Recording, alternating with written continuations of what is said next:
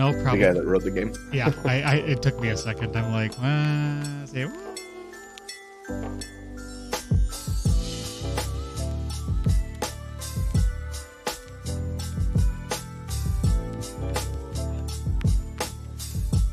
I should create a character.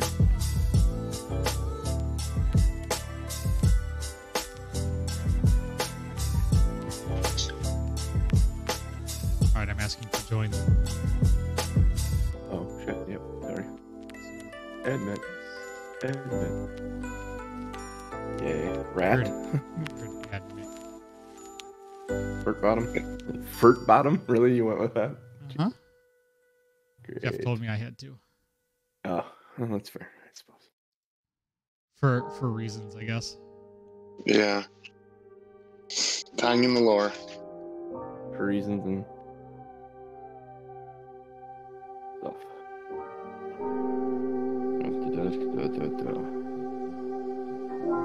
Whee.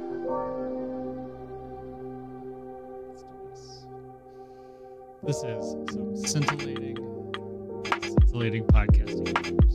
Oh yeah.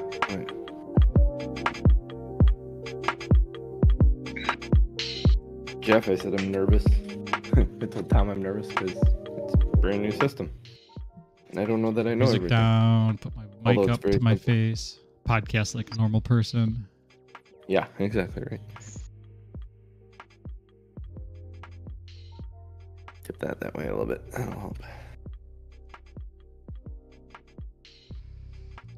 So, how is everybody? Pretty good. I'm good.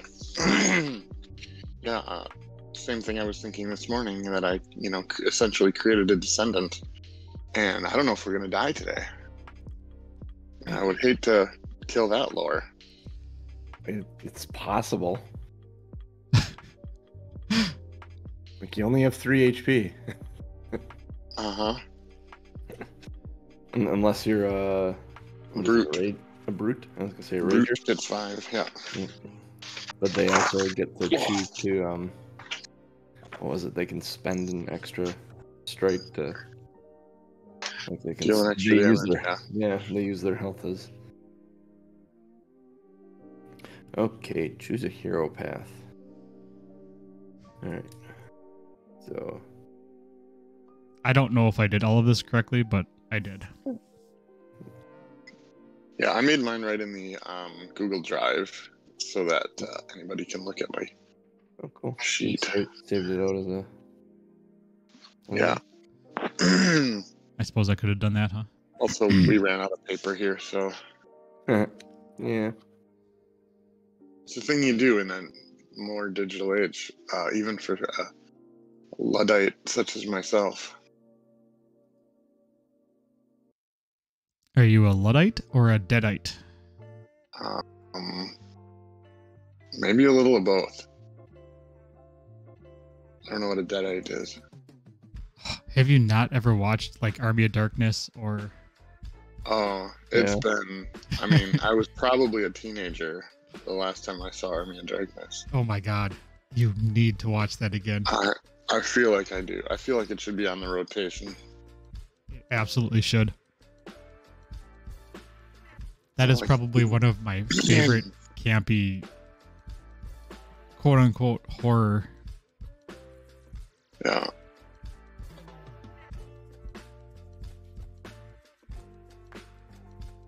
Nice. All right, so do I need anything other than? Oh, can we have dice on the... Yeah, you have dice in Owlbear. I mean, like, if you have, like, a 4d6. I have 6d6 sitting in front of me, but I also have a massive amount of d6s. Yeah, I should I'm gonna be- probably get some physical ones. rolling real dice today. Just because with all the crap I have to look at, it's easier for me just to reach over. And also, John, The speed. Probably You- true. may see me rolling randomly a d20, Yeah? and I will explain that. Okay.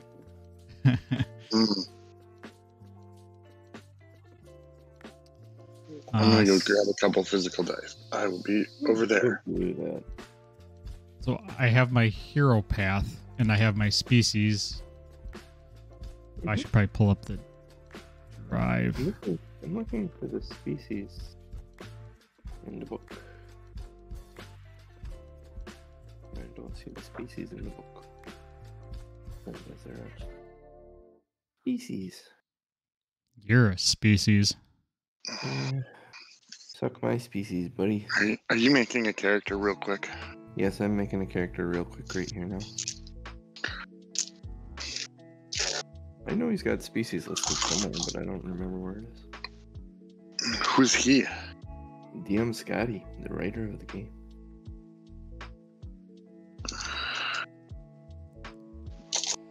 Your choices are human, dwarf, halfling, goblin, elf.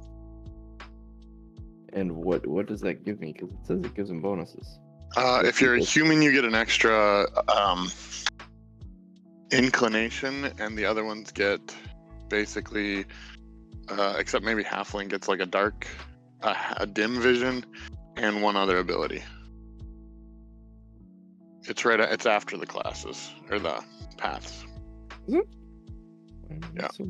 Yeah, you pick a path first, or at least it's in the book that way. Yep, path, Beastmaster. I'm looking at the book. Oh, here it is. Haha. I have been spending a lot of time in those first 20 pages in the last few days, so. Only skimmed through the DM part for how to play stuff, not what you might face stuff, because I figured that is no fun to know what you're going up against in a new system.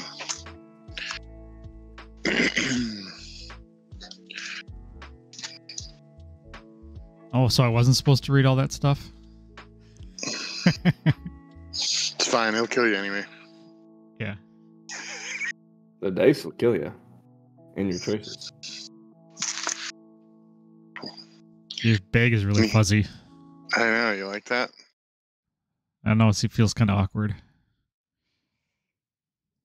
For those who haven't heard the story, I wanted a dice bag, and we were at the craft store, and I saw the furry stuff and was like, oh, well, my wife, who was going to make the dice bag for me, I was like, well, you obviously can't make it out of that stuff. And she's like, of course I can. I'm like, okay, then let's do it. And thus the furry dice bag was born. It's reversible, so you can have the fur on the inside or on the outside. It's a household name. You have a reversible bag. I have more than one, I think. John's got a cool one. I got a reversible one that's silver on the inside and like starry galaxy like on the inside, yes. Other side. My wife made that one too. One's inside, one's outside. It's like. I think it's cool when you have the silver on the outside and you look in it. And like a bag of holding type shit. Yeah, you can see the stars on the inside.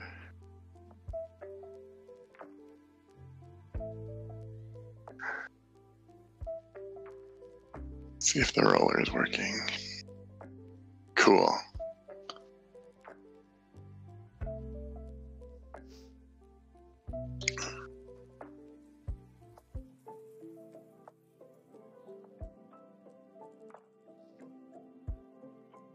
Tough bastard. I just like the name of that. Alright. Yeah. Oh boy. Alright, and then, hello, everyone listening to the pre-show. Yep. We're getting everything ready here with our craziness. You know what's funny, Genius? I picked Tough Bastard as well, and then Treasure Sense and Danger Sense. Yeah. Yeah, I feel like that's probably one of the best ones. Iron Will's probably pretty good too.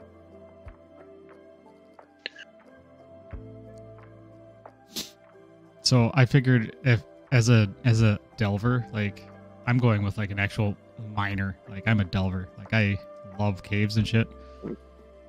So I picked Danger Sense. You cannot be surprised and have a boon in avoiding traps. And then treasure sense, because, treasure in the dungeon. You have a nose for finding hidden treasure and will always sense it if it's nearby. Yeah. Yeah, I went with kind of a full-on support, getting as much karma as possible, and being able to share it.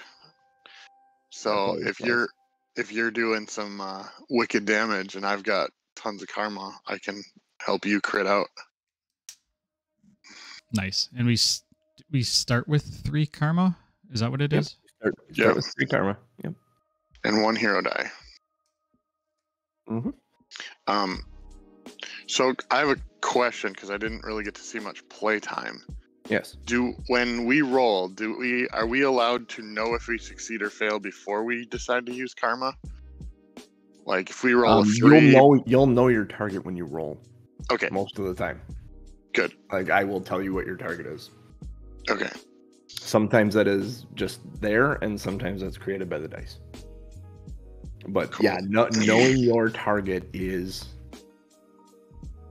kind of huge. Yeah. There's no like secret ACs or anything like that. It's you straight up know what you want to hit, and you can spend your karma to hit it. You can re-roll your ones if you want to. It's with the hero dice, obviously. But nice. And then the only other thing that I did see, and I didn't see it in the rules, but like one guy said it in the video, that auto crit beats an auto fail. So if you roll 2 dice and you get a 6 and a 1, the crit beats the fail. Yeah. It depends if you have a boon or a bane. No, if you don't have a boon or a bane, like if you're rolling 2 dice. Yep. Well, that's the only times you roll 2 No, dice. every time you cast a spell, you can cast up to 3 dice. No. And I think there's other times, but yeah, if you roll 2 dice and it's not a boon or bane situation, you take the 6 over the 1. I believe. Yep. I read that too because it says because of fun. Like because you want to. Wait, is it in there somewhere? Probably. I didn't see it, but there was all the text is written real casual like. So it is very. I like that. So yeah. Yeah, if you roll, well, no, for magic, a 1 is always a failure. If you roll a 1, it is a failure, and you have 2 options. You can take Spellburn for the failure, or you can use a hero die to re-roll it. Yeah. But if you roll a 1 and a 6, the 6 is an auto crit. And No, I don't think that's with magic. Magic doesn't work that way. Magic does not work that way. Magic is its own system. So, can you give me another example that the guy would have been referring to of rolling 2 dice and it not being boon or bane? There isn't one. Okay, then when you roll boon or bane, if you roll a 6, then it automatically crits, even if you The situation roll he's talking about doesn't exist in the game. as according to the rules written. It shouldn't. If we come across it, I mean, we can go with the auto crit because of fun, but I don't see a situation where that's going to exist. That's interesting because I read that in the rules too. There's definitely something about a 6 beating a 1.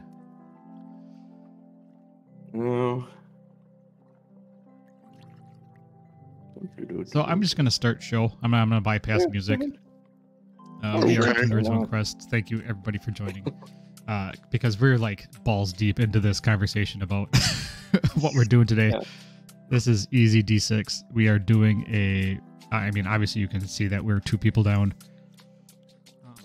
We are 2 people down because they had things to do.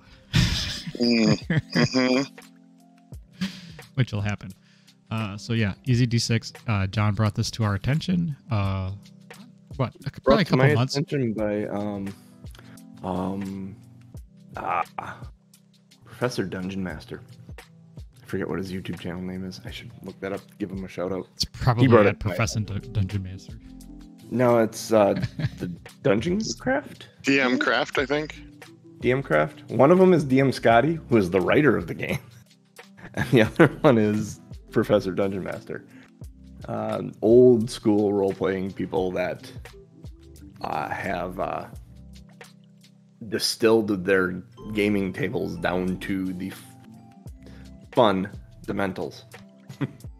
Like, got into using systems that really require very little rule lookup, very streamlined, simple to understand, simple to get to, simple character sheets. Don't require a lot of things. And when Professor Dungeon Master described this game, I'm like, I need to get that. I need to try that. So it's been a long time coming. And I think you actually mentioned this to us first when we were looking at other options. Than D&D, because we brought up Pathfinder, and then you said, "Oh, there's some other ones out there," and I think you listed like 3 other ones that you wanted to try. Oh yeah, there's another one I want to do. Like we're gonna have a bunch of, and what this is gonna amount to is these are expeditions to Galarian from TBD, looking for a solid place to shift to. In a world devoid of Aranon. Yeah. At some point we'll get into maybe what caused the issue on the Sword Coast. What Ellie and Omen ended up doing or not doing that caused them to have to TBD, to have to actually flee the plane. Oh, let's see. I'm trying to find this rule you guys are talking about. Okay. So under the oh crap, I rolled a 1. It says rolling a 1 is always a failure. And the very next paragraph is I rolled a 6. Rolling a 6 is always a success. Yep.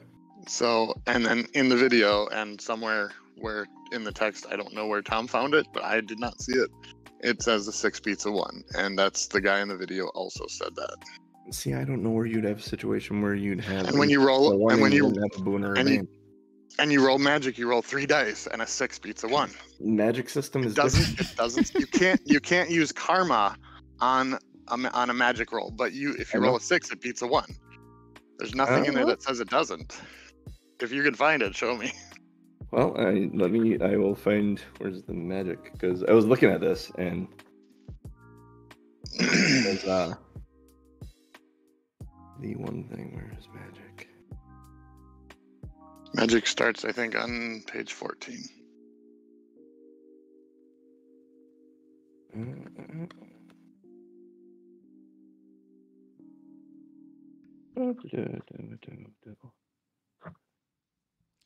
right. I mean, it refers to rolling a 1, but that assumes you didn't also roll a 6, based on the other rules in the game. So we should probably give a brief description as to what this actually is, huh? So in this system, there is no D20s. There's no D12s. There's no D10s. There's no anythings other than 6s, right? Right. You do not roll to hit. How do you explain it? You roll to hit, but it's only on a D6. We have 3 hit points, so it is very, very important to not get hit. So things are not going 50 damage, 20 damage, 10 damage. You're not getting those massive strikes. It's very much a more simplified version of a role-playing game. And the point of it is to have fun and not be a rules monger. So, and here's your thing right here. Spellburn and personal sacrifice. Manipulating mystic energies is difficult and can be outright dangerous. A roll of a 1 when casting a spell means energies do not manifest. Right. That's assuming you didn't crit, because a crit is an auto success. It doesn't count the 1. It's like the 1 didn't exist. But spellburn I get it. If you roll a 1 and a 5, if you roll a 1 and a 6, you still need to resolve the fact that you rolled a 1. I will turn this card right around. You rolled a 1. When a roll of 1 when casting a spell, the energies do not manifest, and then you need to either spellburn. Right, but it only counts as rolling a 1 if you didn't roll a 6. Otherwise, rolling a 1 is you didn't roll a 1 if you rolled a 6. If you roll a 1 casting a spell, it fails. That's what it says. Right. Flat out. But if you roll six something, isn't an automatic success in Magic. Magic it is a doesn't say different that. system. It does not say that. It doesn't say that. It only says a rolling a 6 is always a success. Earlier in the rules. I know, because then if you roll a 6 and a 1, then there's no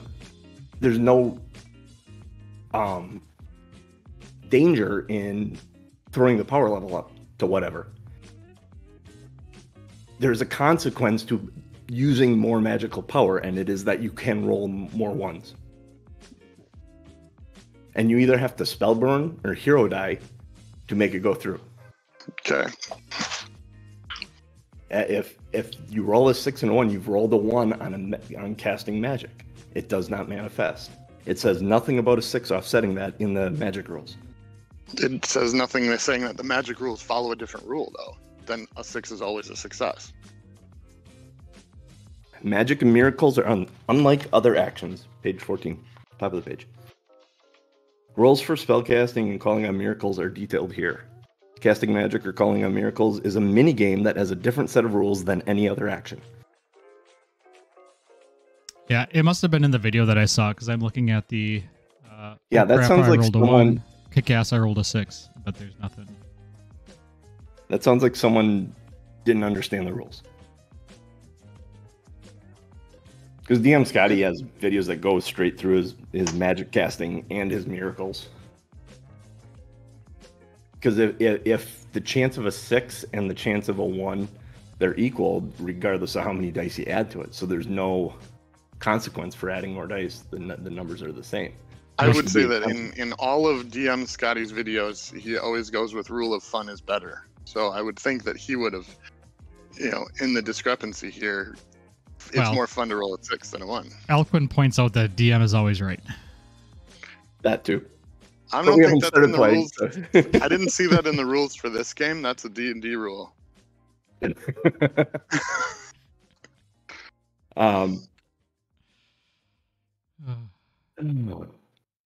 fine. We can play it that way and deal with it later. I'm gonna take my dice and I'm gonna go home and I'm gonna hold my breath until. Yeah, I can't hold my breath very long, so I don't win that contest. Oh. If it ends up, I have a feeling this game's gonna be deadly as fuck anyway. So I may just make that ruling, but I don't read the rules as that. So because it's a different system. So genius. What is your character? Who is your character? So Hi guys, we're fighting to begin today. No, it's good. I'd rather fight in the pre-show than during. Yeah, exactly. No, this is show. And the funny thing is, this whole system is set up so that we don't fight like this. Yeah. Yeah, my biggest consequence with Rules Light is it doesn't explain the corner cases or, even if it's a corner case. I'm going to trust your DM in that case. And you know me. All right. Honestly. My character is Royce Sistini. She's timid and humble about herself and her powers, but she does pack a punch when called upon. She bears the scars of an accident with fire across her chest and stomach, which causes both concern over uncontrolled flames and a reluctance to wear more revealing clothes or undressing in front of others. She is trained in conjuring elements of water, not completely believing the stories about her great-grandfather, but desperately wanting them to be true. She is essentially the third generation after a character that Ryan played on Friday nights with our I saw that and I was campaign. wondering. So I was like, oh, that's essentially we were on a different plane, but Ryan's character had a relationship with someone from the Ravnica plane, so figuring the next generation was kind of a planeswalking generation, and the generation after that ended up falling in love with someone from the Sword Coast, so she ended up being born on the Sword Coast. And that's kind of, wow. I'm leaving it intentionally loose because there could be all kinds of story involved in there. That's epic, Jeff. And I asked Ryan if I could do it before I posted it, so. That is epic. Nice. Oh. All right. So really, she's kind of just more on a quest to prove herself or to gain confidence than really to like make a name for herself or anything like that yet. Very cool. My character is Julius Furtbottom. Genius can explain why we chose Furtbottom, because I'm not necessarily in the know, but I am a halfling delver.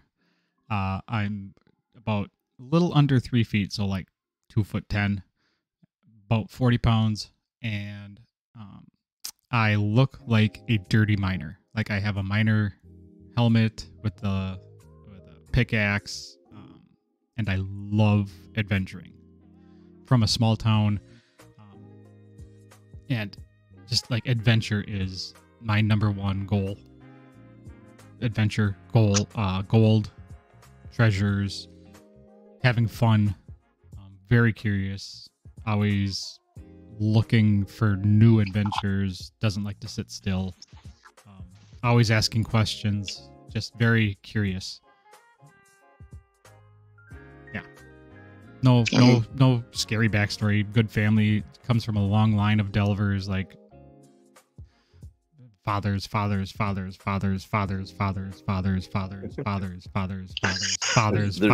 delver. It's a long line of delvers. Uh-huh. Come from a long line of delvers. And they've that song. They've been rich at points. They've been very poor at points because they're not gamblers, so to speak, but because they spend so much time and money and effort getting into these, searching for treasure and searching for stuff. They've found a lot of cool stuff, but then they've gone on long droughts to where they've lost all of their stuff because they haven't found anything. Nice. So, A very grounded family. Yes. Yes. Yeah, me too. Also, please chat, do not search dirty miner. That is not something you want to put into your Google search. No. Oh, and side note, I like to be called Baron von Furtbottom because I think it's very classy, even though I look like a frickin' hobo in a mud pile. Nice. All right. We did not have any conversation about how we ended up working together. So You were hired. Or how long we've been working together, or if this is just us meeting each other for the first time. This is just you meeting each other for the first time. You're responding to the Belching Dragons flyer on looking for brave adventurers for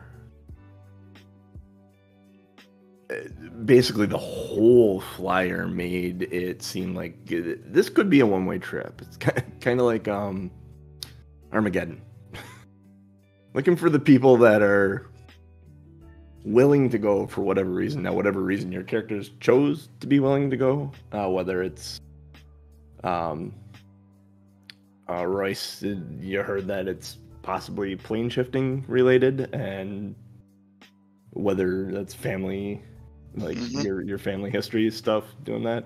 Royce, the possibility of going somewhere where no man has gone before. Just that innate curiosity in you to see something you haven't seen. Reason you dig all the time anyways, looking for that crazy find, the next big find, the next big thing, has led you here. There is a whole team of people around. Ellie is talking. It's about a team of 15 or so, and you're part of this team. And Ellie is going through the breakdown. It's 3 groups of 5. You are with 2 other people, a human, female, named Curlin. Looks to be Ranger-esque, or Warden in this case, for easy D6. And then a stout dwarf. I don't know what his name is though. We'll call him George. George the dwarf. Sure, George works. Everyone calls him George. His name is actually Jorge. Yep. Okay. Yep.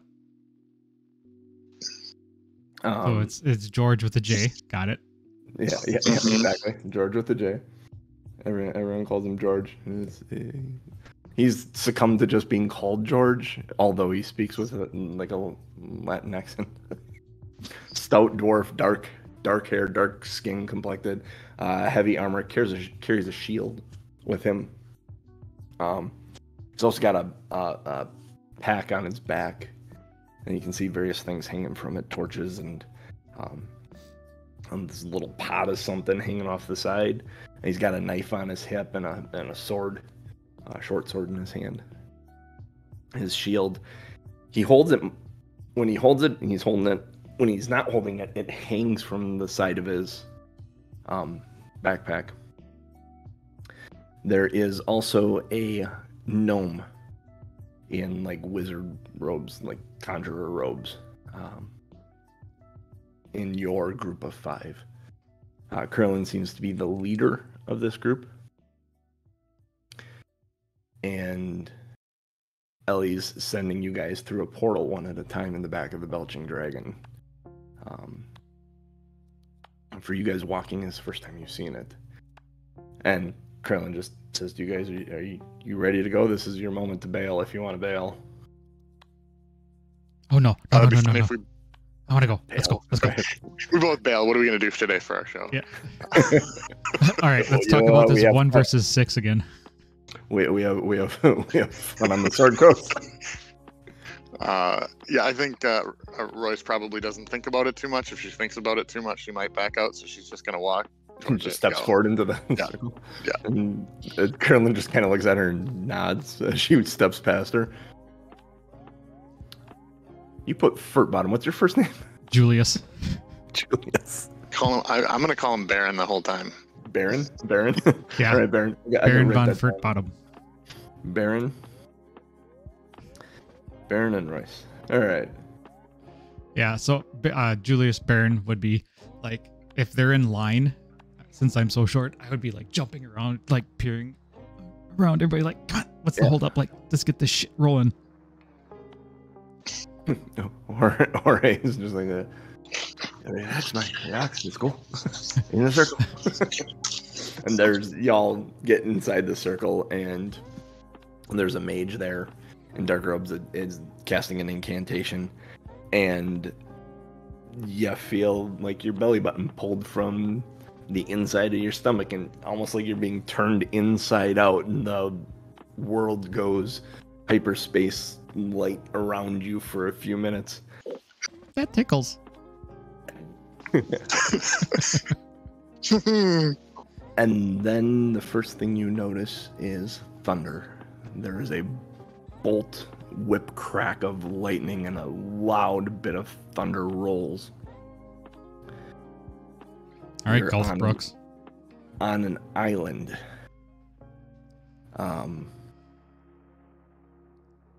The mage that came with you, the gnomish mage that came with you, is halfway inside a nearby wall, stone wall, eyes glazed over, completely still. And Carlin walks up to her and is poking at her.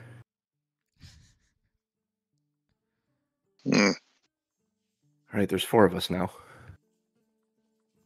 You look around, the sea is broken by several large, sharp juts of stone sticking out 30 to 40 feet in the air.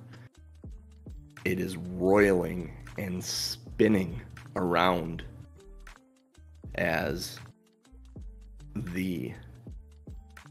almost like a what am I trying to think of?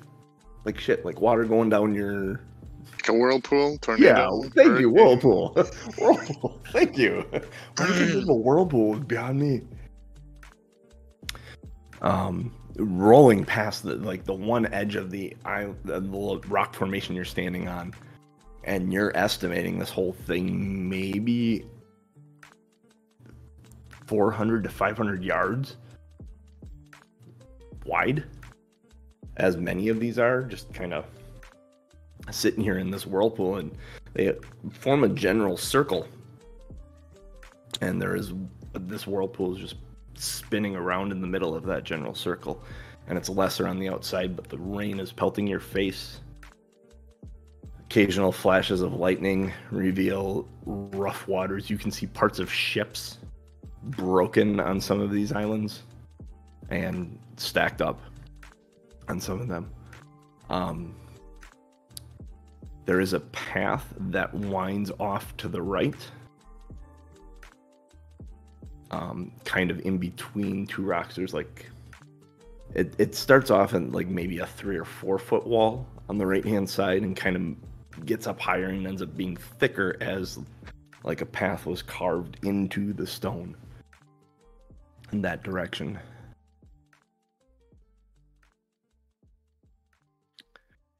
I would like to activate a mystic barrier.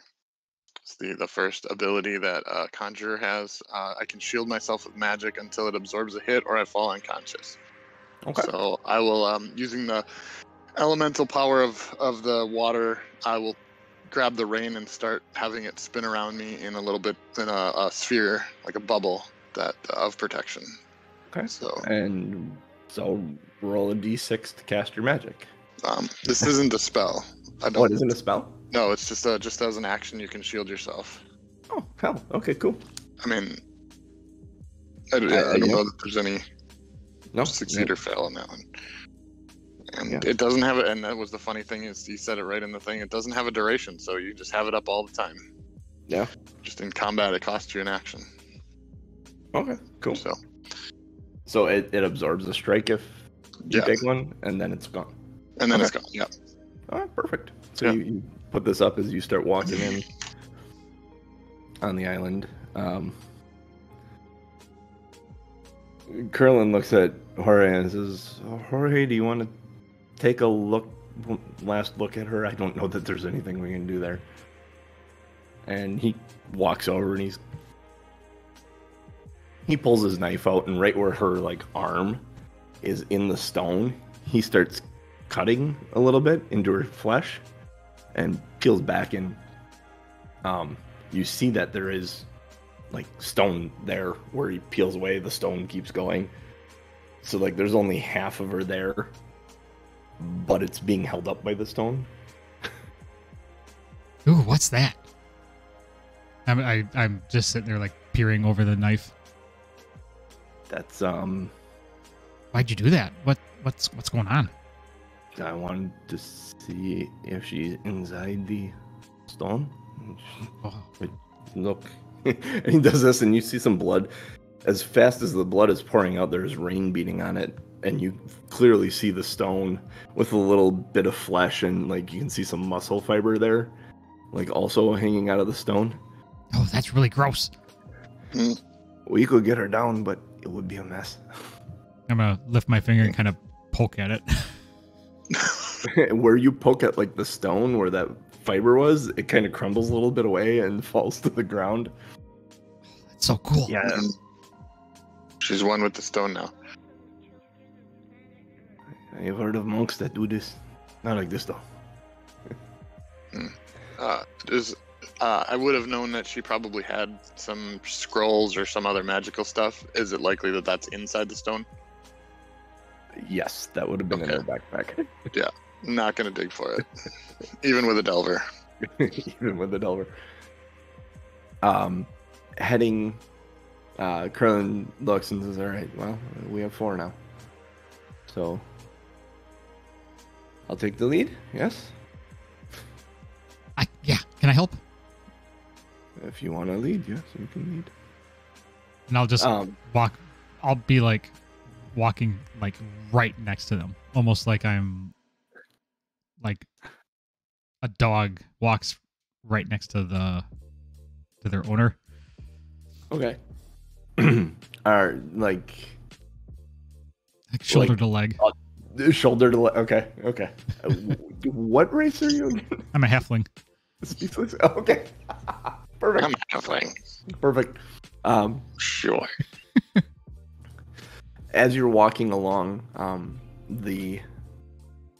what was just like a little valley in the rock slowly becomes a cave, and it gets very dark ahead of you. And without saying anything to anyone, Jorge pulls out torches and a flint and steel and starts up torches and just starts handing them to you guys. I'm gonna run to the front of the cave. Just because I'm Somebody really gave me fire! You've seen that video. Little girl play with a sparkler, drawing stuff in the air, and then some little boy with a sparkler goes running by. Somebody gave me fire! I have not seen that. Oh my god, it's amazing. I'll post it to the Discord. Moving forward into the cave, it darkens out. It darkens ahead of you. Coming into vision as you are walking is a skeleton. Well, is it a skeleton? As you get closer, there's fleshy bits to this. But there's clearly a spear sticking into him that has him lodged in the wall behind him. And he does not seem to be moving.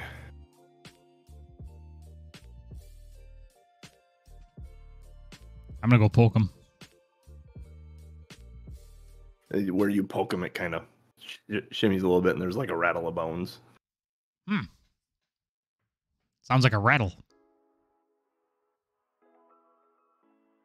As you're standing there looking at him, you poke him. You notice there's like doorway behind him, but where a handle typically is for a door to push or pull, there's a body there. Best guess, the spear is like crammed into the door jamb or something, and that's how it's holding him upright. I'm gonna jump up and down and point out the door. Guys, yeah. Look it. I need help. Okay. Did you look for traps? You have some trap sense or something, right? Yep, I do. I have danger sense. All right, go ahead and make a check for traps. It gives you a boon on these, right? So you roll 2d6 and take the higher. Okay, so my first one is a 1. My second one is a 3. Your second one is a 3. Okay, that's. And I don't think it was a boon. I thought it was. Was it a boon or was it just an extra? Wait, did you have trap? You should know the finder number. It was the other one? 3. Yeah. Trap finder or danger sense? You cannot be surprised and have a boon in avoiding traps. In avoiding traps. Yeah. Okay, so I just get the 1 dice then. And, just the 1 dice. I failed. Well, you needed to hit a 3. All right. I got a 1. You're looking for a trap. You got a 1. Yep. Which means you get a karma because you failed. Yeah, you get a karma because you failed, or you can spend karma to make that a 3, and 2 karma to make it a 3. I don't think you can use karma on a 1. You can only use hero dice on a 1. Yeah. It's under the what can you not use karma on, I think. Yeah, you cannot use karma on magic or miracles. Or are we gonna have another fight? Oh no, add karma No, to any roll. Nope, add karma to any roll besides 1. You're right. Okay. So you can hero die to.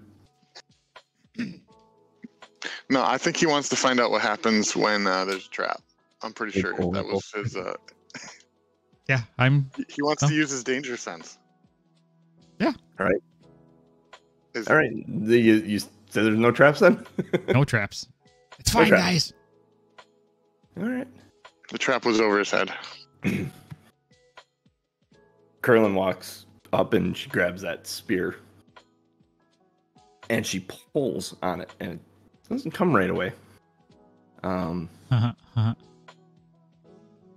And after a minute of wiggling it, just a little bit, it pops. We're gonna lose him. We're losing him, folks. I'm going for all the innuendo metaphors. Two things happen.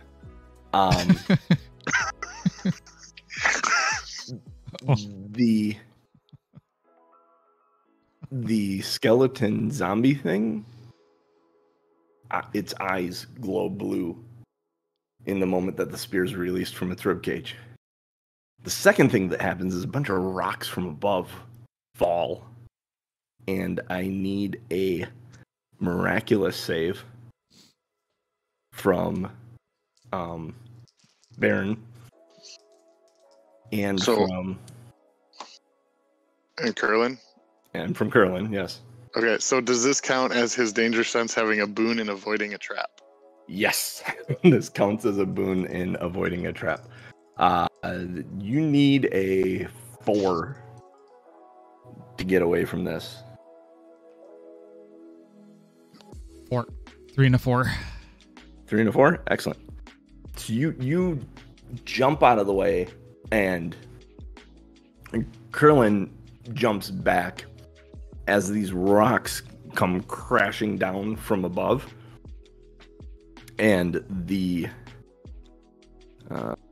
zombie skeleton thing is flattened underneath these rocks. Oh, I wonder why that happened. The hand reaches out for you once and whiffs and collapses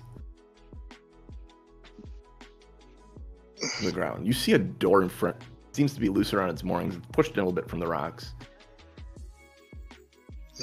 Drop you dudes on the map then. Yay. What do I get? What do I need here? Bounce, characters, props, maps. Characters, that's it. Let's see.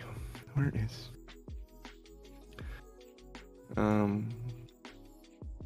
Is there a ranger token? I don't know that there's a ranger token, is there?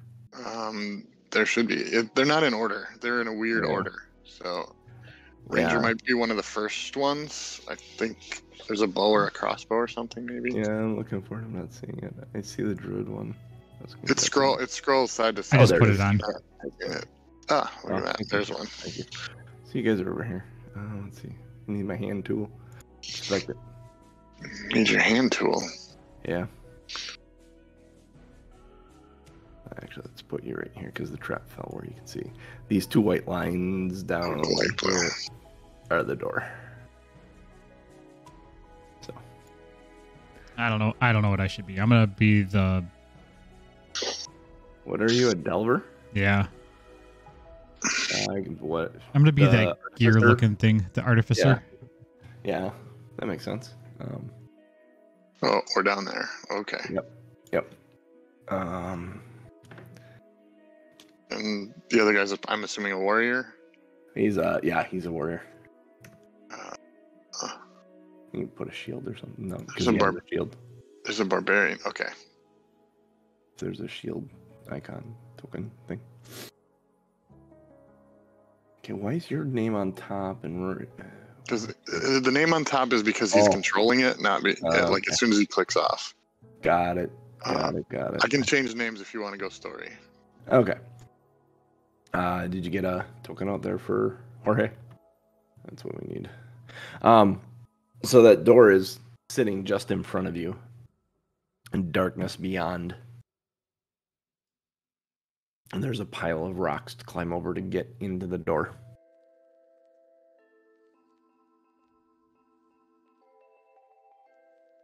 I'm definitely scrambling over that pile of rocks. Scramble over the pile of rocks. Push on the door swings open. The spear seemed to be the thing holding it there. You notice on the back side of it that there was like this bar contraption that seemed to be holding up the rocks above, that when the door shifted, it moved out and those rocks fell. And now that you're on this side of it. Nice. peering back, let's delete this fog here. How do I delete the fog? Again. Fog. Delete. There we go. Peering back, you see at the very end of this long room ahead, it soars off into darkness, but there are like pews, like a church here. And all along the walls, as you walk forward, there's iconography of the sea. Like this is some sort of church to a sea god or something. Very clearly not based on your initial impression of the roaring sea and the very little land to stand on. You're getting an idea that this is probably not a place that TBD is going to be wanting to settle down. It's very clear in the beginning. Looking at this seems to be like the first civilized place that you've seen on this island. So you're curious. Curlin is definitely let's move forward to at least explore this out. Maybe we can bring something back that would be worthwhile. Stepping into this room further, in the pews, oops, I'm drawing, thank you.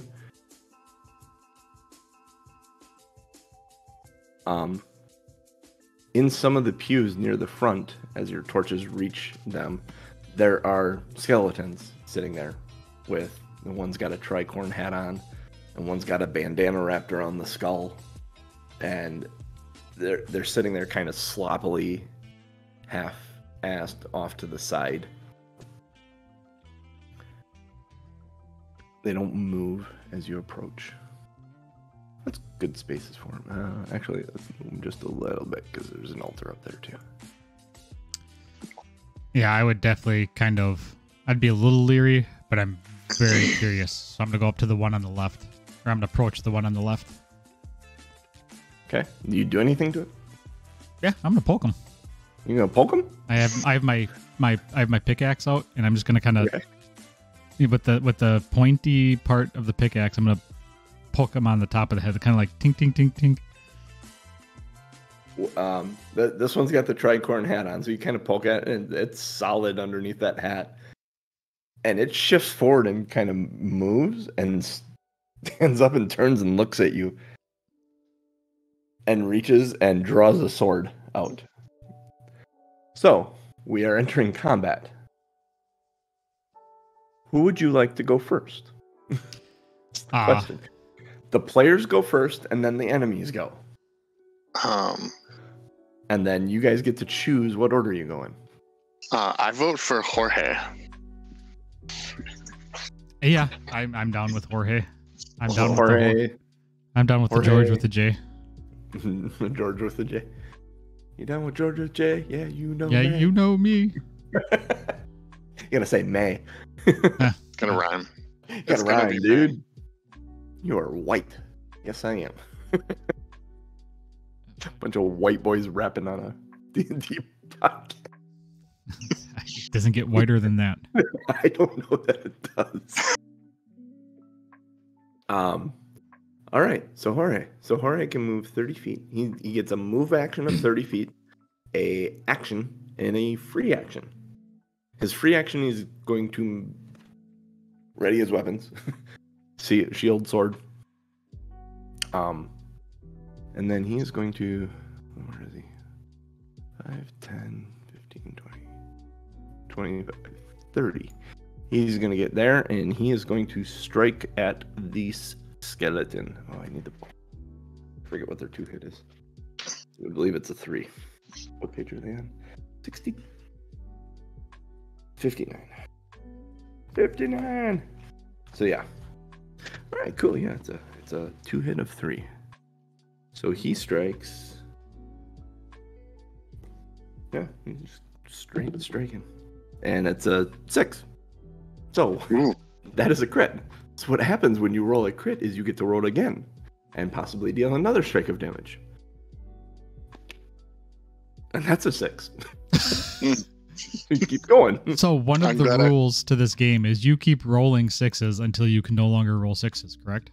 Well, you can choose to stop at any point. Yeah, I mean, but if you kept rolling 6s, you would be able to just keep rolling, right? Unless you rolled a 1, then you're, because it's confirming a crit. If you roll a 1, then you don't get that last one, I think is what it is. You get everything up until that point? Or is it? I don't think I can't imagine that if you rolled like 4 6s in a row and then you rolled a 1, that the whole thing would be wiped out. That wouldn't necessarily make sense. I think that's it, because you have the choice. And if you have your hero die, sure, why not? But if you don't have your hero die, maybe you just stop at 4. Like he is going to right now. Yeah. Okay, so when you confirm the crit, that means rolling a second 6? Yep. Okay. Yeah. Confirming the crit means, okay, you've critical. He's got the rules for it in here, and I'll have to read them again. So if you roll a crit, you still, in order to confirm the crit, you have to crit again, or just you have to succeed on the second? You just have to succeed on a second roll. Okay. And then, but if you do roll another 6, then you could go for a third. You can go even higher if you want. Yeah. Rolling a 6 in combat is a crit, has the potential of causing more strikes of damage. Continue rolling 1 die for every consecutive 6 rolled to inflict another strike. This is called confirming the crit. Karma can also be used to boost rolls to 6s. Keep rolling until either you do not roll a 6 or run out of karma. With enough luck or karma, you could kill anything. Beware, enemies can also inflict crits. Confirmed crits use permanent unused strikes to be carried over to other targets. Yeah. But you can't move at that point. Yeah, it's got to be within range. Yep. So, yeah, it doesn't say. All right. Yeah. So you keep going until you do that, or you do not roll a 6 or run out of karma. So he's on 4. Well, you keep going. See, now that's a 1. Now there's the freaking rules. Well, here's his hero die. There's a 3, which confirms. So he's done 4 strikes of damage to the skeleton. He runs up with his short sword, and it's like just a flurry of blade and bone chips flying everywhere as this skeleton it draws its sword on you, and it's kind of like Jorge comes to like, no. So it's Blinken and Robin Hood Men in Tights attacking the tree or the post. Yeah. Exactly. Now, when the skeleton dies with an enemy within its presence, it gets a free attack on an enemy. So it is going to, its hand is on the floor and goes to attack you. Yeah, and you're short enough, it's going to hit you in the face. Now, so it rolled a 2 to attack you, which misses. A 3 will hit you, and then you get a chance to use your armor to resist the strike. Okay. That's how that works. So in this case, say that had been a 3 and a successful hit, then you roll an armor save based on what type of armor you have. What type of armor do you have? I have medium armor. Medium armor. So what a medium armor is you need a 5 or a 6 on the die to resist the strike. So had he saved, go ahead and roll a die, and I believe you can use your karma on your I think roll. it's for everything. As long as you don't roll a 1. Yep. The hero takes a strike. If they fail, yeah. Remember that karma can be used to boost save rolls. So, a nice thing is villains and enemies don't have these. Cool. So, he comes up, he ends up in a million pieces. As he goes down, he swings at you and misses. I'm too short. Who's going next? He moved, he drew his weapons, and he did an attack action. Up to you, Baron, but I'd be okay going next. Yeah, you're ranged magic, right? Yeah. All right. Do some My magic. inspiration for a lot of this was the things that we did in our old campaign with our elements. So Royce is going to essentially cast like icicle or ice, the equivalent of ice knife, but without the explosion, and make an attack. Kind of pulling the cold moisture out of the air and forming it into an icy dagger type shape and sending it towards the other one. All right. So it has to do some kind of a saving thing first. Yes. For magic. And you're doing a fairly basic tossing ice. So its resistance. Where's the character? Because it, I guess, make sure it doesn't have any special resistance. My bad. I should keep this open.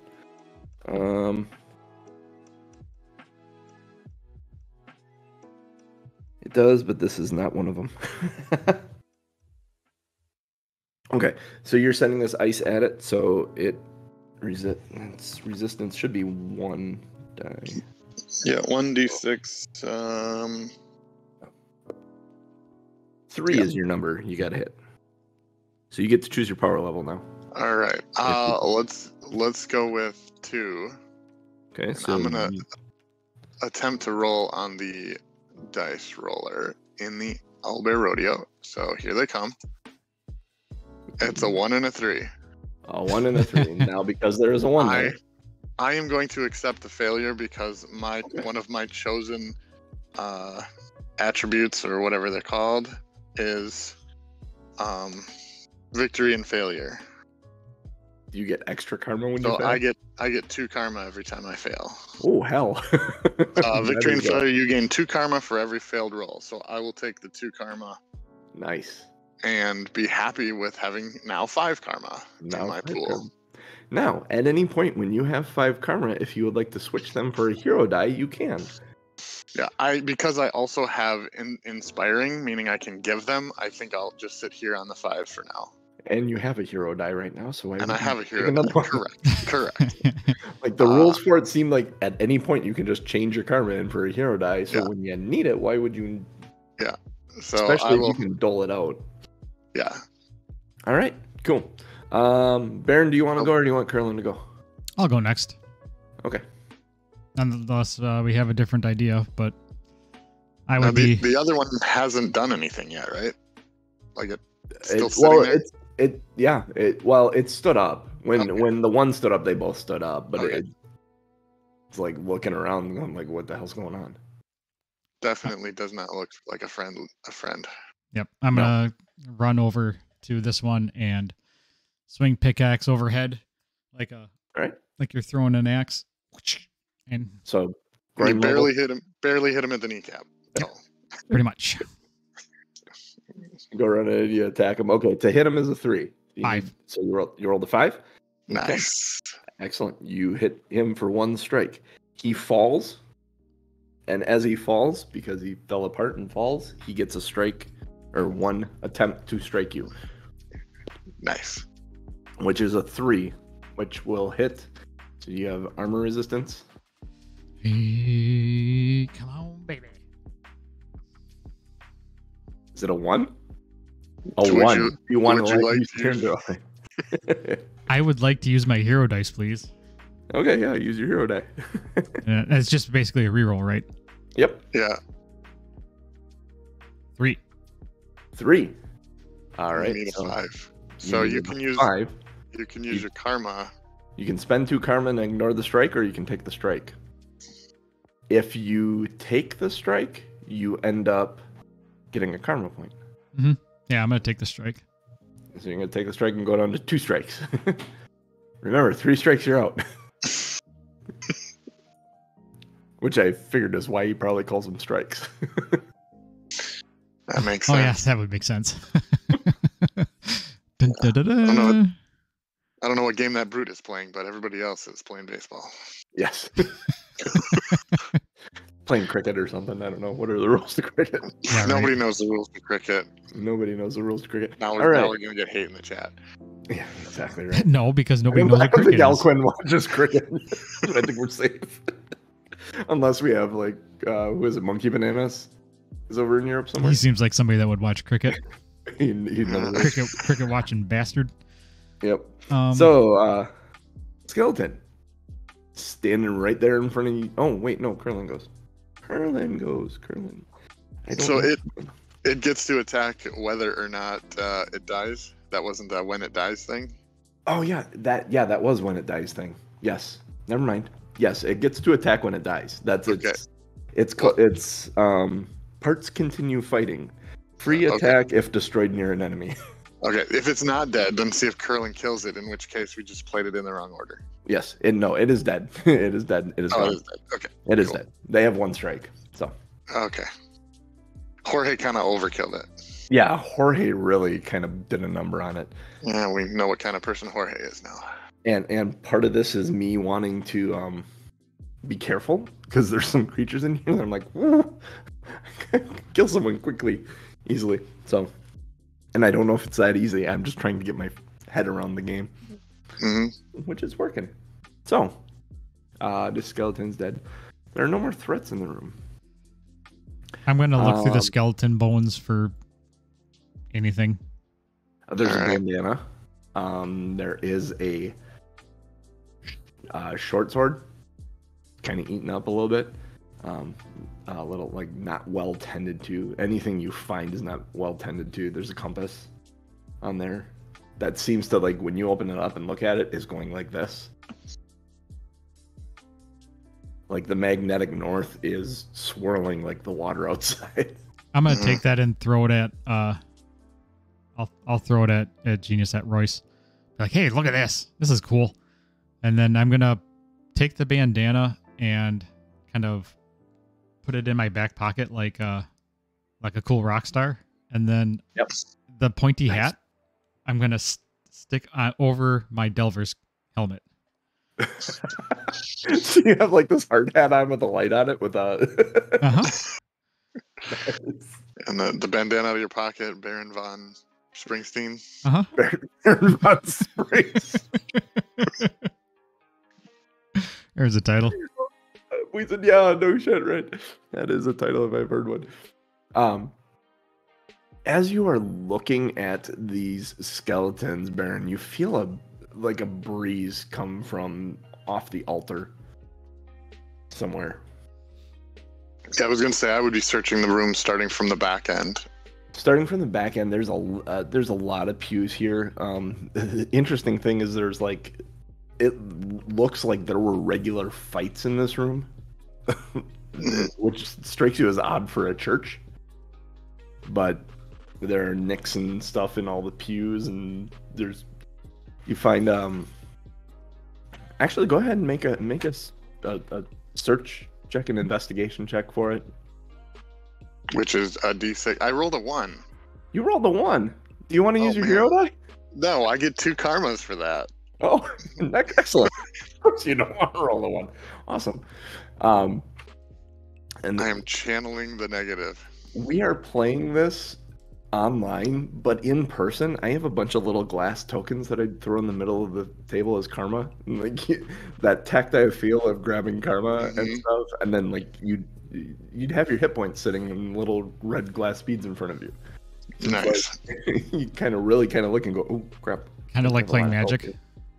Yeah. Yeah. A lot of moving little pieces around. So you have 7 karma now? Is that where you're yeah. Nice. That seems busted as hell. It'll be fun. Looking around the room though, yeah, you find a lot of aspects or damage from fighting, stuff like that. And you notice at about the same time Baron does that there's this breeze coming from behind the altar down into this room that seems to be escaping out the opposite side. I would also be, because I'm short, I'm guessing I wouldn't be able to look at the top of the altar. So I'd ask Jorge to lift me up and put me on top of the altar so I could see what's up there. The halfling asks the dwarf for a boost. Yep. All they need is a trench coat. And Jorge, like, literally shoulder rides you. He picks you up and puts you on his shoulders. And so you can see up there. And looking up there, there's a silver bowl, and there's like a flask of some kind up there, it's got a cork on the top of it. I would grab both and jump down from Jorge's shoulders. Okay, I thought you wanted to ride, but it's good. What'd you find? No, I found. Look at this. I'm gonna hold up the silver bowl. You think this is worth something? I will put it in my. It's worth something. But it's silver. It's silver. You can eat out of it. you get the idea that Jorge's not really about wealth and riches, and like he's the anti Julius. Like he's the anti Baron. Like he's like, oh, okay. He's in it for the fight. So I'm gonna put the bowl in my backpack, and then I'm going to. Where's he in the bottle? I don't know. Who can look? Who can tell? Did Ellie give us direction on what we can and can't do with taking things or anything? I mean, obviously this seems abandoned, so it shouldn't matter, but yeah, she is giving Curlin specific orders on what to touch, and Curlin's just observing you guys as she's sitting there. She's looking around mildly herself, but keeping an eye on you guys out of the corner of the eye. You get the feeling that she's actually possibly judging you guys for future missions as well, and that you may have been sent here with her knowing that this is probably the least hospitable spot for EBD. I would hand the potion to Royce and be like, and I would say, "Your magic, you can tell. What is this? Your magic. Figure it out." Pull the cork, man. Smell it. It may be alcohol. Oh, alcohol. So I'm gonna take it back and pop the cork. Here, check this out. Oh wait, it may be alcohol. You pop the cork, you take a whiff, and that's rum, man. That's spiced rum. It smells great. I'm gonna say it's rum. I'm gonna take a hit, and I'm gonna pass it. I'm gonna pass the non-Dutchy. Pass the non-Dutchy on the left hand. Pass the rummy. Right. Jorge takes it and he's like, "Yeah, si, senor." And he takes a hold. Oh, he holds it. Jefe? Holds it out to Curlin and just like, Royce? Royce would probably take it and not really drink from it, but just get enough to like taste it on her lips, but not like make it look like she took a drink, but not. Yeah. So she's exactly, close mouth it. A lot more concerned about where we are than apparently Baron and Jorge are. Do you take another drink, Baron, as the bottle comes back to you? And no, I'll put the cork on it and put it in my backpack. Yes, there's our victory dance, senor. Yeah, I like that. It's fun. All right, I'll see if I can figure out where this air is coming from. This is our victory dance. When we win, we don't light this until the fat lady sings. Fat lady. I love that movie. Scene too. All right. So getting up there, Royce, you notice there's actually a door back there it's well hidden. You don't realize it until you actually get up on the altar that you can see it's like blended in with the wall. And when you catch it at the right angle, you realize there's an opening there into another room.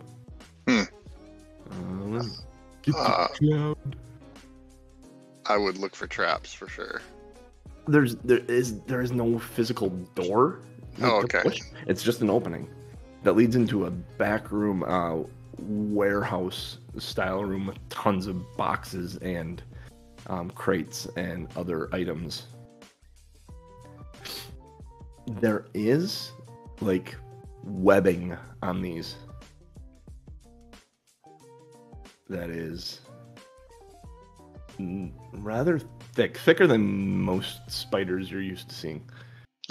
Most spiders you see around are maybe that big at most, size of front part of your boot or something.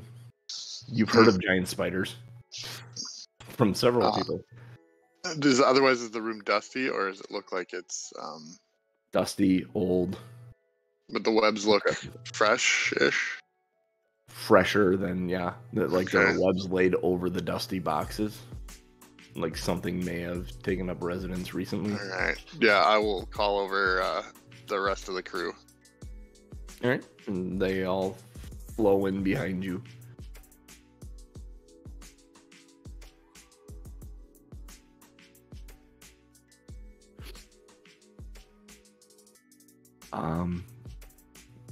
Be careful of the web.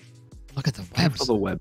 Yeah, be careful of that. Krillin says it can bring unwanted attention, shall we say?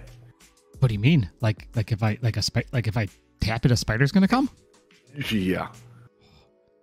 Can I tap it? And do you tap it? No. I just ask. I'm kind of like, yes, I want to. I don't get. I am Groot. I am Groot. Yep. Yes. Yep. Oh, that's the button that'll destroy everything. Oof. Baron is All right. Does there look like there's anything that we can get to without disturbing the webs, or is it kind of a? If you go for a box, you're gonna. Yeah, make a search of it or an investigation of it as you're looking. 4. 4? Yeah. There are a couple of boxes that you think you could actually slide out from underneath the webbing. The webbing kind of straddles across it. Okay. Would I have a better chance because I'm so short and small? To do what? To kind of to get to the ones. To get to the ones in the back. Yeah, I'll point it out, and I'll send you to get it. Then I'll be like, "Hey, Baron, I think you can get to that one." Yeah. You get to you can get the 2 out that Royce saw, and there's a third one back there that you can actually get under there and grab. But in order to do so, you're climbing underneath the webbing. Mm-hmm. So I need you to roll anything but a 1 on a d6. Ooh, I'm choosing a but different dice. Different dice. I've had too many 1s on the first dice. 4. 4. Yeah, you get under there, you grab this one, and you actually weasel it out really. Like, Carolyn holds her breath at one moment because she sees you under there. She's like, oh, okay. And you get out there and you weasel it. You got these 3 crates in front of you. They're like nailed shut with these spikes. Like nails. Like right. with nails. Since there's 3 of them, can I take one? And I don't really have much for prying, but can I have a small use hammer. Magic to open it? Like put the water pressure from the box to kind of like pop the top. Absolutely. It's like a 2. You need a 2 to do this. Okay. You've done stuff like this before. I mean, I don't want to keep rolling because every time I roll, if I fail, it's a 5. It's because I keep getting stuff. So pop the top. You walk up to one of the crates you have it in front of you, and you just kind of run your fingers along that edge, and there's like water that seeps out of your fingers there, and it suddenly just expands into this chunk of ice, and there's an audible pop as the cover pops. That's exactly what I wanted to do. Baron, you said you had a hammer? Yes. Yes. Okay, so you start prying at one with a hammer. Go ahead and roll anything but a 1. 2. 2, excellent. So you're prying up on it and you're popping in. You're struggling. You're making a mess of this cover with the 2, but the cover does eventually come off. Both of you, as you lift it up and you look inside, there's a bunch of hay in there. It's a lot like the Fragile scene of A Christmas Story. There's just a lot of hay, and as you're digging in it, you eventually get down there is, like silverware, like plate sets and knives and forks that are like silver and gold inlaid and very finely worked precious metal craftsmanship items. And Krillin looks at it and is like, oh, if we can get that out of here, that's gonna be worth some money. I'm gonna set my backpack down, take out the silver bowl, and start putting the silverware in. Start putting the silverware in. Start putting. Do you pack? How full do you pack your backpack? I would say I'd probably do halfway because I don't know what else is going to be. Okay. Like, I'm excited. So it's like, oh, what else is here? I was kind of looking like I was going to give you 3 options, and I was going to say, do you pack it with some? Halfway is a good description. Do you pack it all the way, or do you pack it with like probably more than it can hold? Halfway. Halfway? Okay, that works. Do you do anything with any of the stuff, Royce? I'd look at the whatever the nicest looking pieces are, because I'm not going to be carrying a lot of stuff around to just grab a couple of things. Okay. Yeah, whatever either the most decorative or the most gold or most, whatever I can judge as most valuable. Okay. Yeah, you grab, I don't know, how many items? Roll a d6. How many items do you grab that are worth that? Let's see. Actually, 2d6. Do 2d6. A 3 and a 4. A 4. Okay, yeah, you grab 7 different items out of there. That seem one place setting. Yeah, one place setting out of there. Right. Jorge walks over. Fork, salad fork, soup spoon.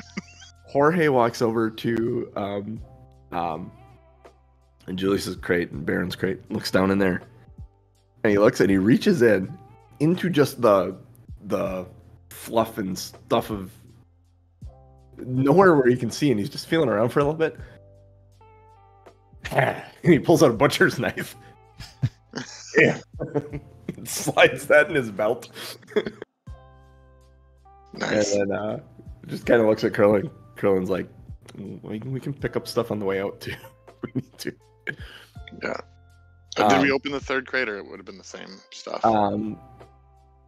Curlin she's like, we'll get stuff on the way out, guys. She puts her hand on that third crate as she's saying that. So we can grab stuff on the way out. All right. Fine. Who knows? So I'm going to dump my bag back upside down and take out and put it back in the box. Perfect. Did you dump it into the hay or onto the ground? No, into the box. Into the box, but it's still metal on metal. It's going to make a bit of a racket as you dump it out. Do you grab the silver bowl and put it back in the bag then? Yep. How's everything going? Nope, that one's mine. Royce is going to look at Curlin and roll eyes. And you get this idea that she's worked with halflings before. Like, yeah, yep. On the far side of the room, you see a not spiderwebbed but cobwebbed tunnel that has like some air blowing, and you can see the cobwebs just gently wafting into the room. Can we get to it without disturbing the webs, or it's going to be okay? There's all the webs are all kind of on the back side of the wall. Okay, good. Yeah, almost as if whatever created them was sentient enough to try and protect the treasure. That's weird. Yeah. So you look in the back end of the room. This is the hallway. It's still dark. The torches are still absolutely necessary. Side note: Jorge had thrown his torch down, and he went back and picked it up after fighting. He was fighting he's got dim. Yeah, he's got tunnel sight, so he doesn't really need the torch. But he's kind of picking it up to, if he needs to explain anything. Hey, look. Yeah. He's used to working with people that are blind in the darkness. Mm-hmm. Who's leading? Moving forward here. I would. Baron, I'll lead. I am used to adventures and caves. We're in your element. Mm-hmm. Are you doing anything as you move forward through the tunnel? I'm walking. Okay. That wasn't the right answer. I need, as there's a click on a floor tile you step on. I gave you the moment. It's okay. You have a boon in this. See, so my in character... my head, it's automatic. In my head, like, are you doing anything where you're walking? Yes, obviously, I'm checking for traps. No, I know. Tom doesn't have that voice. No, I have the cue. My character, okay. because Von Furtbottom doesn't have that cue. Yes, because my character is used to being able to jump out of the way and avoid them. Okay, that makes sense. Take a karma point for playing character. You are the Furtbottom. As you're walking along, there is a click, and I need you to make a save as these darts come racing down towards you. Actually, and as this goes, we'll figure out if anyone else needs to make a save to avoid it. What do I need to avoid it? 3. I got a 3. You got a 3. Okay, so you jump off to the side, and now Jorge needs to make a 3. He's got a 4. And Jorge actually, he jumps off to the side. We'll need Royce to make a 3. But Jorge's watching this closely as it's happening too. All right, I will just regular roll then. It is a 5. It is a 5. You jump out of the way, and that arrow hits the crate and severs one of the webs. Yeah. And the whole webbing goes. And we'll stop right there because it's 10 to 10. And we'll continue with the next time. There's extra characters here now if someone wants to jump in. If we have a different set of people, like Rick to take Curlin or Jorge or Ryan to take one of those and play them. So when we're missing someone, we can continue these expedition adventures. And if I'm not here, Ryan could easily play Royce. He's done the water element before. So exactly. So we have options for continuing when people aren't here to play in this system. Each one of these expeditions may be in a different system. So I would like to try Cairn, which is, you can look at Cairn, I think it's cairnrpg.com, CAIRN. And that one is a kind of an OSR feel to it, but that has, you have 3 different stats, and it's a D20 roll below what your stat is. So if you have a 12 strength, any strength check you make, you roll a D20, you want to be below a 12. And that's a success. The really cool thing about Cairn is their magic system, which you don't have spell slots. Much like this, you don't have spell slots in this. There's a magic system that's just dice rolling combat.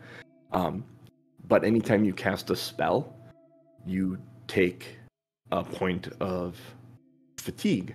And what fatigue is fatigue is actually an item that you put in your inventory. And you have 10 inventory slots. So spellcasters carry a spell book for the spell they want to use and leave the rest of their inventory open for fatigue to be able to cast their spells. And maybe you'll have 2-3 spell books. It's a whole different system that's actually very cool that I was looking at.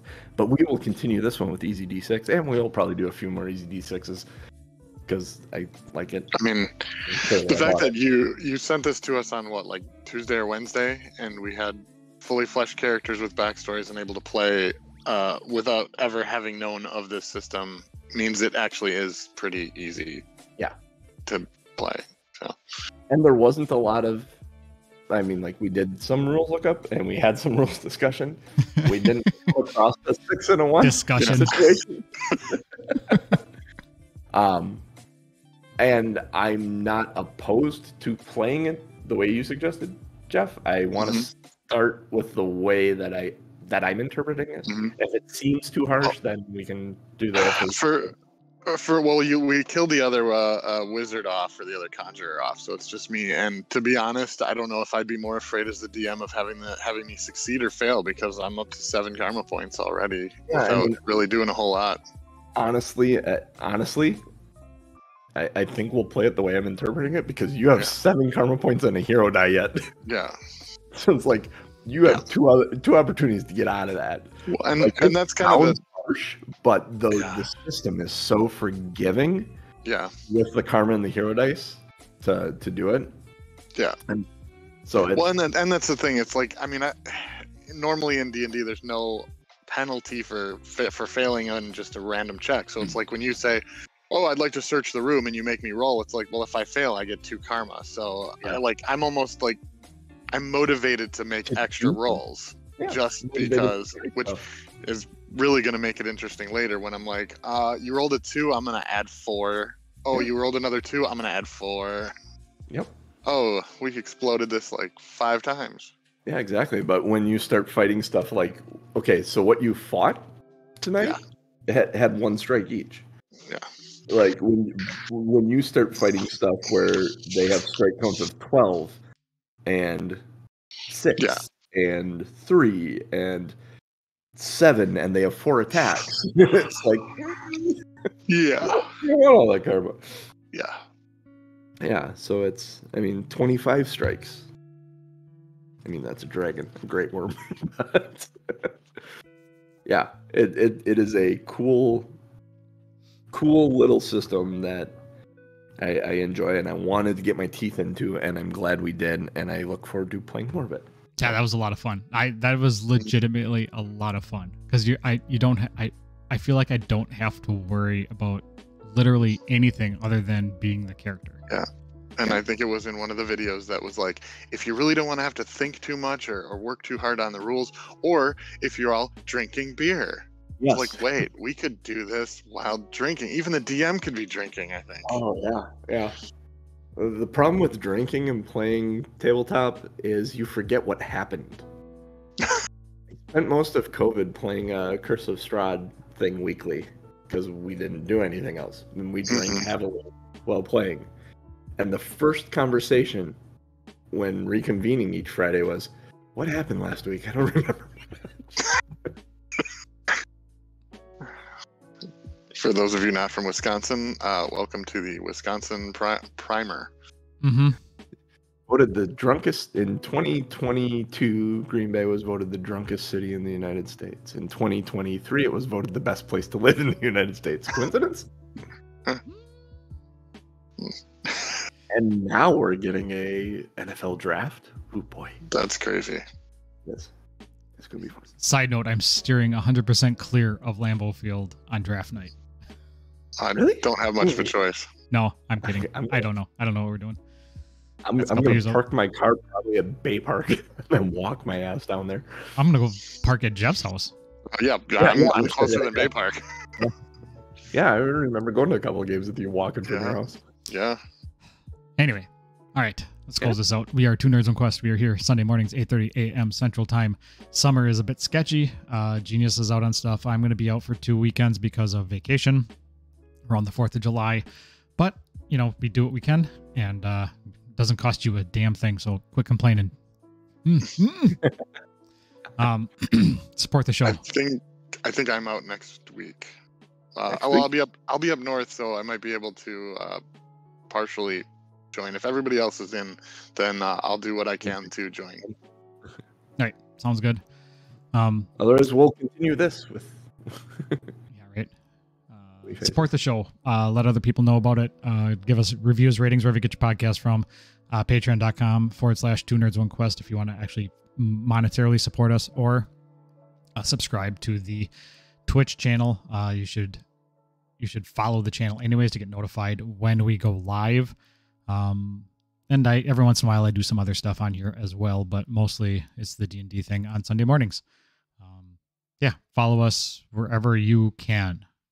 Ratings, reviews, let other people know. Like I said, just the more support, the better, and the more fun we can have. bit.ly/OurFun Discord if you actually want to talk to us about things other than D&D or tabletop RPGs, Pathfinder, whatever. Music, movies, games.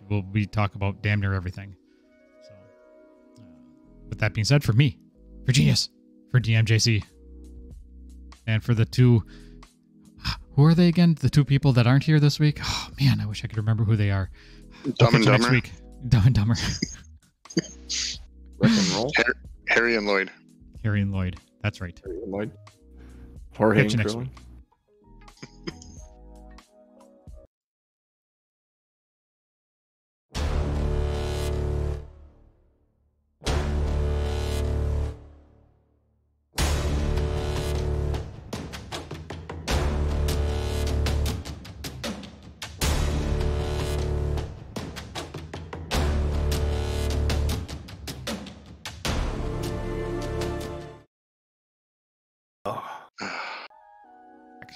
Titles.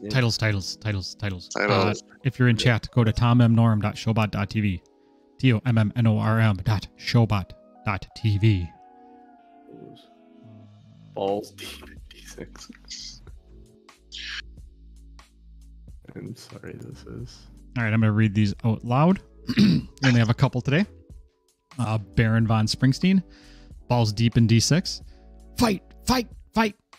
That was pre-show. That's the 6-in-1 discussion. George with the J, and the Thunder Rolls, pulling the spear, and the Karen system. And I was going to make the joke with the Karen system, is everybody just a complete bitch or what? That's funny because I see Crazy Cooch entered one of the titles. Nice. Yes. So he must have been watching at some point. Yep. He was here from show start, and I haven't seen him. He's not in chat anymore, so he must have bounced a little bit in. Probably saw us fighting and bailed. Yeah. Mom, Dad, stop it. I'll let you two figure out who's mom and dad. It's fine. As long as everyone knows what the rules are, it's kind of like the how likely are you to die thing when you have a new DM. It's like, am I making a character that I'm going to get to play for 10 levels or possibly 2 levels? Because I get invested in my backstories and stuff. Well, that's an interesting thing about this is there aren't levels. Yeah. You advance through the armor and stuff you get, and there's armor like I got to get all the I want to get all the charts in the appropriate base, but like when you guys open loot to find shit like for your character, and have you randomly roll it. And I also have two healing a healing potion with 2 charges. So like that's a part of my I think it's a part of my Delver. It's halfling. I think you get a second breakfast, right? Yep. Yeah. Yep. Second breakfast. Oh, yeah, I forgot. I forgot. I have part of it. I get 2 scrolls because I have what is it? Seeker of Sorcery. I randomly rolled a D6 and a D4 or whatever it was to pick the 2, and you can see it on my thing. It's in the Google Drive. But if you'd rather have 2 specific scrolls that you want me to have, because I forgot I even had them. I like random. Random's great, and like I will probably when playing easy D6 do a lot of random like loot stuff. That's why I had these loot tables. Because it makes it. You know what it makes it feel like for me? Diablo. Because you're rolling an item and then prop for the item. RNGs. So it's like, this is very. Diablo. Speaking of Diablo 4 is coming Monday. I can't wait. It's out for the early access people, but I didn't do early access. Mr. Frogpan says it's the best game. What did he say? The best game he's ever played. And the only complaint he has is that some of the bosses are a little too difficult. Wow, that's a good complaint to have because you'll eventually get better and beat them. Yeah, like whenever I play Diablo, the bosses are usually fairly easy because by the time I get to them, I've touched every corner of the map, and so I'm OP. Yeah. That's a strong statement. I don't know if he's played Tears of the Kingdom, Legend of Zelda Tears of the Kingdom, but that is by far, like for me, that's the first one, right? No, it's the second one. It's the one that just came out. Okay. Breath of the Wild was the first one on Switch. Like, yeah, this is the follow-up to it, and the first time there's been like a true sequel to a Zelda game, because it's an actual timeline sequel to Breath of the Wild. But the systems they built, like they still can't believe what I'm doing when I play that game sometimes, because you can put shit together, and they give you all these tools. They give you wheels that roll when you turn them on, fans, batteries for these items, stabilizers that will make them stand upright, steering controls. So I saw someone go, okay, well, what if I took a wheel and just put a steering control on it and then grabbed it? Well, yeah, sure, you start going, but then you fall over. So then you got to put a stabilizer on it. So you put a stabilizer on the wheel and then a steering control, and then it stands upright, and it's like a unicycle, and you can control where you go. And then you get into stuff like there is like enemy homing. Like it just looks for an enemy and points at an enemy when it finds one. And then you have lasers and cannons and flamethrowers and stuff that you can put on top of those. And then you have like wings that allow you to fly in the air, and carts that give you wheels. So like there's this big wing. You put the big wing out and you fuse it to a cart, and then you fuse a steering apparatus on it, put a couple of fans on the back of it, get in, and you go. as long as you got battery to go. And Nice. people are. I saw someone build the tumbler from Batman Returns. I've seen an X-wing fighter. I've seen a TIE fighter. I've seen a giant mech robot. I've seen a laser orbital satellite thing that goes 40 feet in the air and just looks for an enemy and bombards it with lasers. Okay, cool. How are people doing it? It's unreal. It is unreal. You're looking at all the stuff people are building.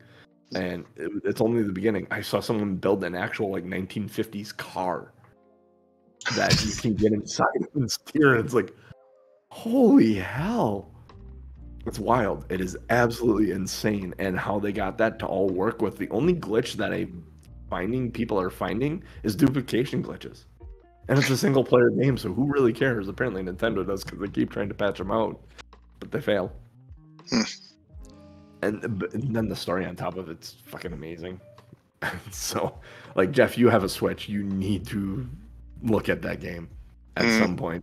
Get it for your daughter, and then take a poke around once she's got a bunch of these tools. Because I'm not shitting you. There's probably somewhere between 30 and 60 of these tools that you can fuse together.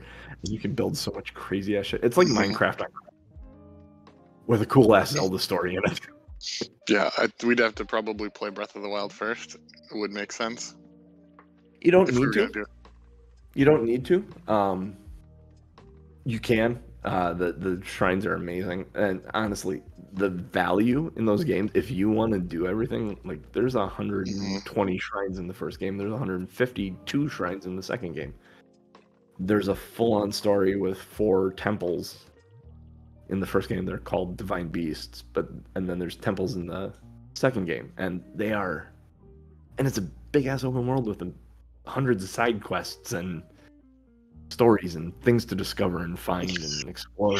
Well, put that on the to-do list after Final Fantasy VII, Final Fantasy X, and then 1 through 6. All right. I'm going to end stream. Nobody's on that we can raid. Baron von Springsteen or Balls Deep in D6, Norm? Yep, I'm doing Baron von Springsteen. Nice. I love that one. Yep. That one was so funny in the moment. It was perfect. So, and it was because you made a character choice and Jeff made a great fun out of it. And I love stuff like that. Yeah. Perfect.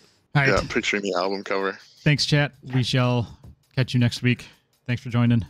Have a good weekend. Rest of the weekend. Good week.